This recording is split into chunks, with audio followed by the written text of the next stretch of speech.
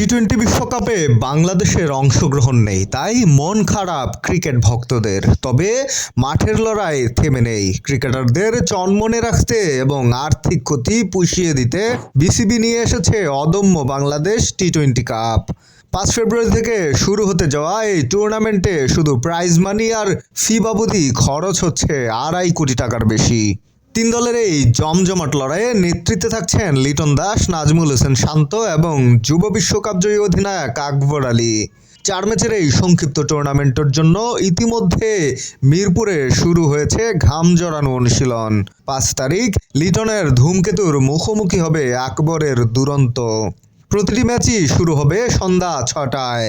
মজার বিষয় হলো আইডি কার্ড দেখিয়ে ছাত্ররা খেলা দেখতে পারবেন একদম ফ্রি। প্রতিটি ম্যাচের জন্য একজন ক্রিকেটার পাবেন 50,000 টাকা। কোনো দল জিতলে পাবে 10 লাখ টাকা, যা ক্রিকেটারদের মধ্যে ভাগ করে দেয়া হবে। শিরোপা জিতলে দলের পকেটে যাবে 1 কোটি টাকা।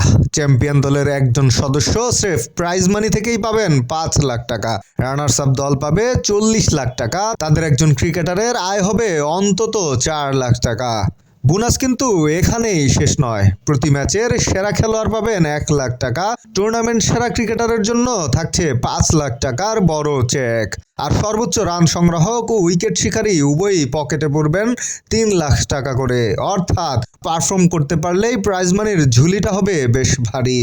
বিশ্বকাপ না খেলার শূন্যতা হয়তো টাকা দিয়ে গোছানো সম্ভব নয়, তবে এই টুর্নামেন্ট ক্রিকেটারদের আত্মবিশ্বাস ফেরাতে বড় ভূমিকা রাখবে বলে বিশ্বাস বিসিবির।